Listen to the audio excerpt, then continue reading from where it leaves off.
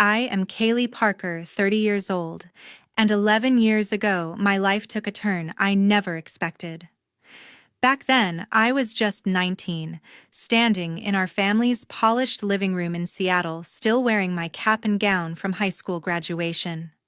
But instead of congratulations, I was met with humiliation. My father's voice, cold as steel, said, "You will never be one of us." My mother nodded, avoiding my eyes, while my sister let out a mocking laugh, cutting deeper than their words. In that moment, they turned their backs and disowned me, because I wasn't the elegant, glamorous daughter they wanted for their fashion empire.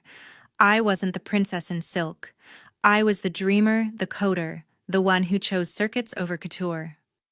That night, I packed a small bag and walked out of that house. Their rejection burned like fire, but it also lit a flame inside me, the will to rise to prove my worth. 11 years later, I was no longer the outcast. I had built a tech empire from nothing, becoming a CEO, whose name they could no longer ignore. Then came the invitation, the 25th anniversary gala of their fashion company. They had no idea the daughter they cast aside would return, not to beg, but to face them and to show the world what they had thrown away. The gala would be my stage, their empire, my audience, and the truth, my weapon. What came next would shake their perfect little world to its core. Before I share my story, tell me what time it is and which city you're watching from, so I'll know just how far this story has reached. And share your feelings, because your voice matters here. The night of my high school graduation still burns in my memory. I was 19, standing in our family's Seattle mansion, my diploma clutched tight. I'd just told my parents I wanted to study computer science, not join their fashion empire. My sister Aria Parker leaned against the staircase, her eyes glinting with mockery. "You think you're smart enough for that?" she sneered, flipping her hair. My father, a towering figure in a tailored suit, didn't even look at me. "You're a disappointment," he said, his voice sharp enough to cut glass. I stood frozen, hoping my mother would step in. She didn't. Her silence was louder than his words. Later that night, I overheard Dad talking to a business partner in his study. "Kaylee's a failure," he said, not bothering to lower his voice. "She'll never amount to anything." Aria's laughter drifted through the door, each chuckle a jab to my chest. I confronted them, my voice shaking. "Why can't you support me?" Dad's face hardened. "You don't belong in this family," he said. Mom just stared at the floor. Aria smirked, arms crossed. That was it. They told me to leave, to never come back. I packed a duffel bag and walked out into the rain, my dreams heavier than my suitcase. I ended up in a cramped apartment in Silicon Valley, barely scraping by. My first coding job paid next to nothing, but I poured my heart into it. Rejection from my family fueled me. I spent nights teaching myself programming, debugging lines of code until my eyes stung. I took online courses, hustled for freelance gigs, and networked with anyone who'd listen. Failure wasn't an option, not because I wanted to prove them wrong, but because I had to prove myself right. By 25, I'd landed a job at a startup, learning the ropes of the tech world. I soaked up every lesson, every failure, every late-night coffee run. 3 years ago, I took a leap and founded my own company, a tech platform that revolutionized how small businesses manage data. It wasn't easy. Investors doubted me, competitors tried to undercut me, and self-doubt crept in more times than I'd admit. But I kept going. My team grew, my platform thrived, and last year it hit a valuation of $50 million. I wasn't just surviving, I was winning. My name, Kaylee, started appearing in tech magazines, places my family would never look. They didn't know the girl they'd called a failure was now a CEO, someone who'd built something from nothing. The invitation to their company's 25th anniversary gala came out of nowhere. I was in my San Francisco office, staring at the embossed card, my past rushing back like a tidal wave. I hadn't spoken to my family in 11 years. Why now? Did they think I'd crawl back, begging for their approval? I wasn't that girl anymore. I called Samantha Reed, my best friend from college, who'd seen me through my darkest days. We met at a cafe near my office, the hum of the city around us. "You're really going back?" she asked, her eyes wide. I nodded, sipping my coffee. "Not to reconcile," I said. "To show them who I am." Samantha leaned forward, her voice steady. "You've built an empire, Kaylee. They don't get to define you anymore." Her words hit hard, grounding me. She reminded me of the nights I'd cried over code, the days I'd doubted myself, and how far I'd come. "Go in there and own it," she said. I smiled, feeling a spark of courage. The gala was in Seattle, their turf, but I wasn't walking in as their daughter. I was Kaylee, the woman who'd turned their rejection into rocket fuel. I booked my flight that night, my resolve hardening. They'd see me again, but this time it'd be on my terms. The Seattle Conference Center was buzzing when I walked in. The chandeliers gleamed overhead, and the crowd dressed in sleek suits and elegant gowns hummed with anticipation for the Parker family's 25th anniversary gala. I wore a tailored black dress, my hair pulled back to show the confidence I'd earned over 11 years. Heads turned as I crossed the room, my heels clicking against the marble floor. Whispers followed me, but I kept my eyes forward, scanning for the family that had cast me out. I wasn't here to blend in. I was here to stand out. Aria stood near the stage, her role as director of marketing evident in her poised smile and designer dress. Our eyes met, and her face froze for a split second before she forced a tight-lipped grin. She recognized me instantly, Kaylee, the sister she'd mocked and discarded. I held her gaze, my expression calm but unyielding. She adjusted her necklace, pretending to chat with a guest, but I saw her hands tremble. She hadn't expected me to show up, let alone look like I belonged in her world. I moved through the crowd, feeling her stare burn into my back. A man approached me, his smile warm but curious. "I'm Sean Ellis, Aria's husband," he said, extending a hand. I shook it, noting the genuine interest in his eyes. "You seem familiar." "Have we met?" he asked. I tilted my head, letting a faint smile play on my lips. "Maybe in another life," I replied, my voice steady but laced with meaning. Sean's brow furrowed, but he didn't press. Instead, he gestured toward the bar. "Care to join me for a drink?" I nodded, sensing an opportunity to plant a seed of doubt about his wife's perfect facade. As we walked, I caught sight of Dad across the room, his broad shoulders squared as he shook hands with a group of men in suits. He hadn't seen me yet, but his presence stirred a knot in my stomach. Mom stood beside him, her practiced smile masking the tension I knew she carried. They were the picture of success, the heads of a fashion empire, but I knew the cracks beneath their polished surface. I turned away, focusing on Sean. "So you're part of the Parker legacy now?" I asked, keeping my tone light. He chuckled, unaware of the storm brewing. "Trying to keep up," he said. "Aria runs a tight ship." At the bar, I ordered a sparkling water, my mind sharp. A group of investors approached, their faces lighting up when I introduced myself as the CEO of a tech platform they'd read about. "Your work on data integration is impressive," one said, handing me his card. I thanked him, my confidence growing as their interest deepened. We talked numbers, innovation, and the future of tech, topics I knew Dad would never touch. Aria watched from a distance, her smile faltering as she realized I wasn't just a guest. I was a threat. Sean stayed close, asking about my company. "How'd you get into tech?" he said, his curiosity genuine. I leaned in, my voice low. "Sometimes you have to break free from what people expect to find your own path." His eyes lingered on me, sensing there was more to my story. I didn't elaborate, letting the mystery hang. Across the room, Mom whispered something to Dad, her gaze flicking toward me. George's jaw tightened as he finally spotted me, his eyes narrowing. I raised my glass slightly, a silent challenge.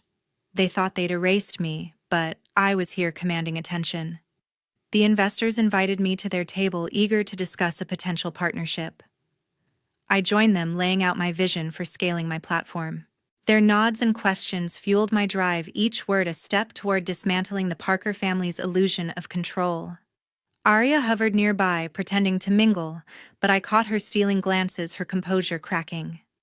Sean excused himself to check on her, and I saw them exchange hushed words. Mom approached Dad, her hand gripping his arm as they watched me hold court. Their unease was palpable, a crack in their perfect world. I didn't need their approval anymore, but I wanted them to see what they'd lost. The gala was just the beginning. I'd built my own empire, and tonight I was planting the seeds to shake theirs. George and Ellen could feel it, something was coming, and I was the one bringing it. As the gala reached its peak, I stepped onto the stage. The spotlight hit me, and the crowd's chatter faded to a hush. My heart pounded, but my voice was steady as I gripped the microphone. "Good evening," I said, scanning the sea of faces at the Parker family's 25th anniversary gala. "I'm Kaylee, and I have a story to share." The room stilled, every eye locked on me. I paused, letting the weight of my presence sink in. This wasn't just a speech. This was the moment I'd waited 11 years for. I was raised in the shadow of this empire. I began my words clear and deliberate. But I was never part of it. My family chose to cast me out because I didn't fit their mold. Gasps rippled through the audience. I didn't name them yet, but I saw Aria, my sister, clutching her glass, her face pale. She stood near the front, her eyes wide with panic. I continued, my tone even but piercing. "They thought I'd fade away, a nobody who dared to dream differently. But here I am leading a tech company that's changing the game." The crowd murmured, some nodding, others whispering. I caught Dad's stare from the side, his fists clenched. George Parker. The man who'd called me a failure looked like he'd seen a ghost. I didn't flinch. "Success isn't about fitting in," I said. "It's about standing up even when those closest to you tear you down." The room erupted in applause, but Aria's expression crumbled. She pushed through the crowd, trying to reach the stage, her heels clicking frantically. I kept going, my voice rising. "I'm here tonight, not for approval, but to remind everyone that your worth isn't defined by those who reject you." The applause grew louder, and I saw investors from earlier nodding, their interest piqued. Aria reached the steps, her voice sharp but shaky. "This isn't your place," she hissed low enough that only I could hear. I met her gaze, unyielding. "It's exactly my place." I shot back, my words firm. The crowd didn't hear our exchange, but they saw her tension, her desperate attempt to hold her ground. She retreated, her face flushed as Sean approached her. His brow furrowed, confusion etched across his features. He glanced at me, then back at Aria, his hand on her arm. "What's going on?" he asked her, his tone sharp. She brushed him off, muttering something about a misunderstanding, but he wasn't convinced. I stepped back from the microphone, the crowd still clapping. Sean broke away from Aria and approached me as I descended the stage. "Kaylee, what did you mean up there?" he asked, his voice low but urgent. I leaned in, keeping my tone calm but pointed. "Ask your wife about the sister she doesn't talk about," I said. His eyes narrowed, a flicker of doubt crossing his face. He glanced back at Aria, who was now whispering to Mom near the bar. Ellen's face was tight, her usual composure fraying. Sean didn't move, his gaze locked on me, waiting for more. I didn't give it to him, not yet. Mom pushed through the crowd, her smile forced as she reached me. "You need to leave," she said, her voice low but firm, her hand grazing my arm. I pulled back, meeting her eyes. "I'm not going anywhere." "Ellen," I said, using her name to draw a line. The crowd nearby quieted, sensing the tension.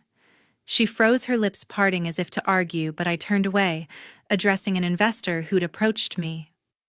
"Your speech was inspiring," he said, shaking my hand. "We need to talk business."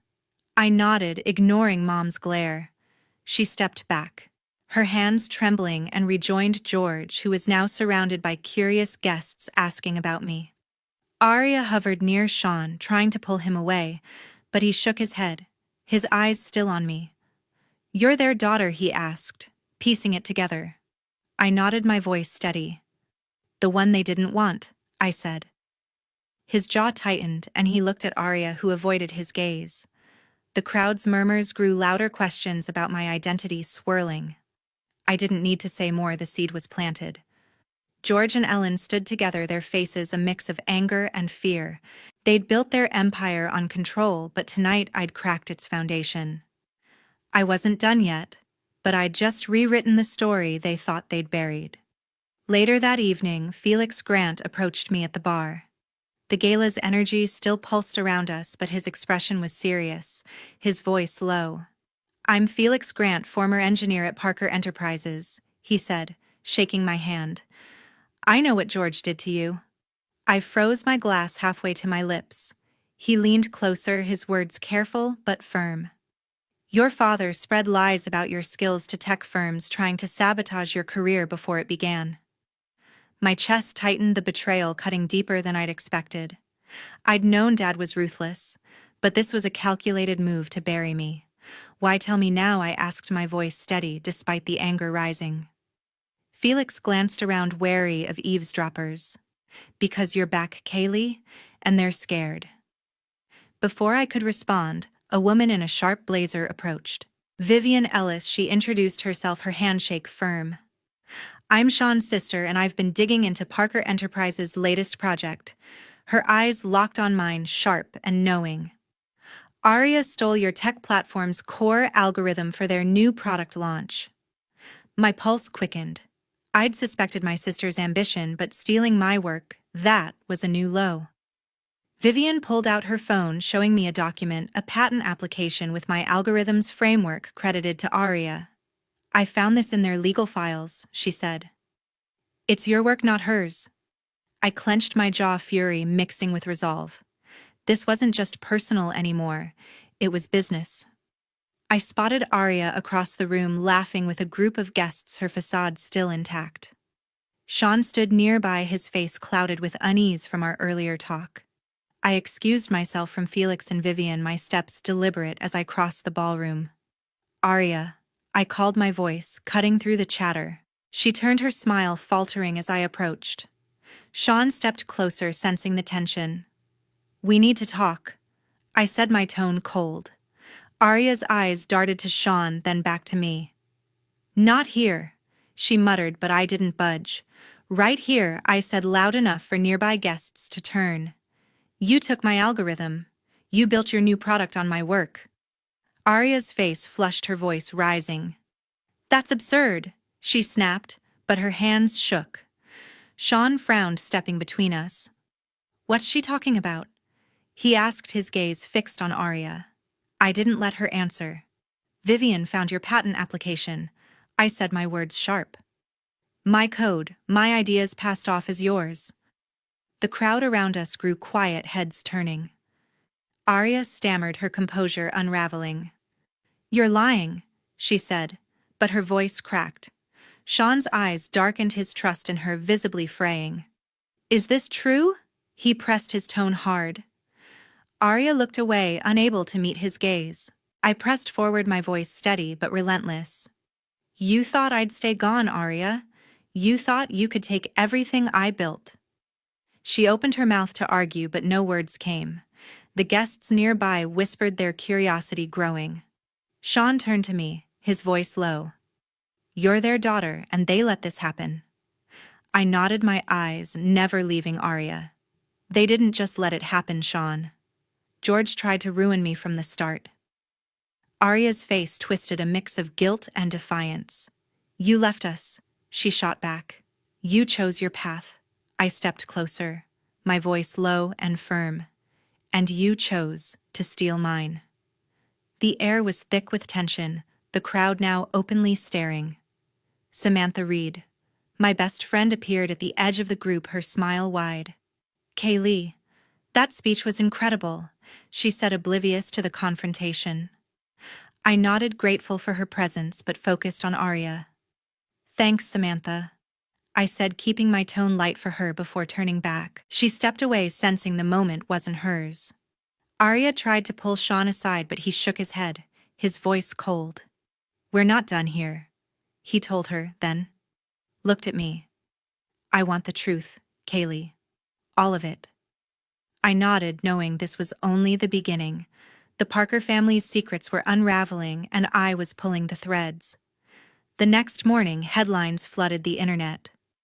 Parker Enterprises rocked by scandal, daughter's ideas. Stolen sabotage, alleged, one article screamed.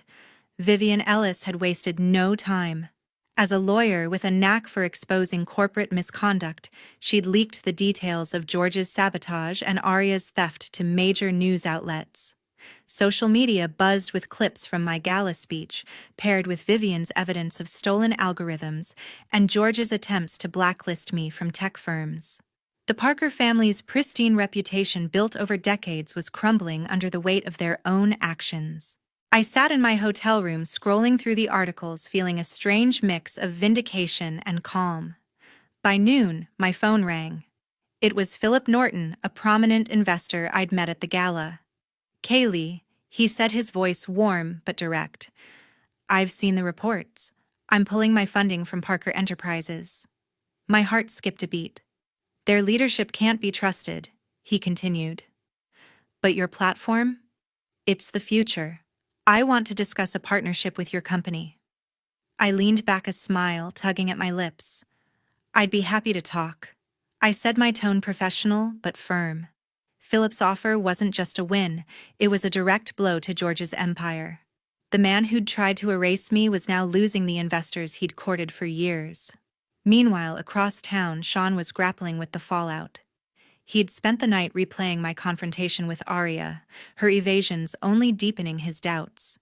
In their Seattle penthouse, he faced her, his voice steady but cold.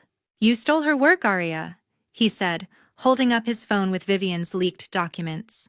"And you never told me she was your sister." Aria's eyes widened, her usual confidence replaced by desperation. "It wasn't like that," she stammered, but Sean cut her off. "You lied to me, to everyone." He stepped back, his jaw tight. "I'm meeting with a lawyer tomorrow. I need to think about what this means for us." Aria sank onto the couch, her face pale as the reality of losing him hit hard. Back at my hotel, I got a call from George. His voice was strained, a far cry from the commanding tone I'd known. "Kaylee, we need to talk," he said. I agreed to meet him and Ellen at a quiet cafe nearby. When I arrived, they were already there, looking smaller than I remembered. Ellen's eyes were red, her hands clasped tightly. "We're sorry," she said, her voice barely above a whisper. "We didn't know how far this would go." George nodded, his face etched with regret. "We made mistakes," he said. "Come back to the family, Kaylee. We can fix this." I looked at them, the parents who'd once turned me away. "George," I said, my voice calm but unyielding, "Ellen, you don't get to rewrite the past. You chose your empire over me." Ellen flinched, tears welling up, but I continued. "I built my own life, my own company without you. I don't need your approval, or your name." George's shoulders slumped, his usual authority gone. "We lost sight of what mattered," he admitted, but I shook my head. "You lost me," I said, standing up. "And I'm not coming back."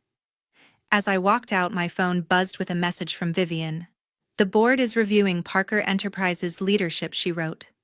"Your story's changing everything." I smiled, feeling lighter than I had in years. The truth had dismantled their world, not through vengeance, but through the strength of what I'd built. I didn't need their empire to shine, I'd created my own. A week later, I stood in my office overlooking Seattle. The city's skyline sparkled under the morning sun, a reminder of how far I'd come since the night I walked away from my family. I'd made my choice clear: no reconciliation, no looking back. My focus was my company, my team, and the future I'd built on my own terms. The Parker family's world was unraveling, but mine was stronger than ever. I turned from the window, ready to dive into a new project, my resolve unshaken by the chaos I'd left behind. Across town, George faced the fallout of his actions. Another major contract slipped through his fingers, the client citing trust issues after Vivian's exposé hit the news. Parker Enterprises' stock plummeted and whispers of bankruptcy circled boardroom meetings. George sat in his office staring at financial reports, his empire crumbling under the weight of his own decisions. He'd tried to control everything: his business, his family, even my future. But now, he was paying the price. His calls to me went unanswered, each one a reminder of the bridge he'd burned years ago. Aria's world was collapsing too. Sean filed for divorce, unable to move past her deception. "I trusted you," he'd told her, his voice heavy with betrayal, before packing a bag and leaving their penthouse. The board, shaken by the scandal, voted to remove Aria as director of marketing. Her name, once synonymous with the company's success, was now tied to theft and lies. She spent her days dodging reporters, her social media accounts silent as former allies distanced themselves. My sister, who'd once mocked my dreams, was now facing the consequences of her ambition. Ellen's attempts to salvage the family's image only deepened her isolation. She hosted a press conference claiming the scandal was a misunderstanding, but the public wasn't convinced. Socialites who'd once flocked to her galas turned their backs, their invitations replaced by cold silence. Ellen's charity boards asked her to step down, citing reputational concerns. She stood alone in their mansion, surrounded by the trappings of a life she'd fought to protect, realizing too late that her loyalty to George had cost her everything. I felt no pity. Her silence all those years ago had spoken louder than any apology. I sat at my desk reflecting on the journey that brought me here. I'd been 19 when they cast me out, labeled me a failure for choosing code over couture. But that rejection became my fuel. Every late night, every line of code, every pitch to investors had led to this moment. I didn't just survive, I thrived. My company was now valued at over $100 million, with new partnerships on the horizon. I'd built something real, something mine, without their name or their rules. The lesson was clear: living true to yourself, even when it's hard, is the only way to find your path. To everyone who's followed this story, thank you. Your support means more than I can say. I've learned that the past doesn't define you unless you let it. You can rise above betrayal, rebuild from nothing, and create a life that's yours alone. What's your story? What's kept you going when the odds were against you? Share your thoughts. I'd love to hear them. Together we can remind each other that our choices, not our circumstances, shape who we become.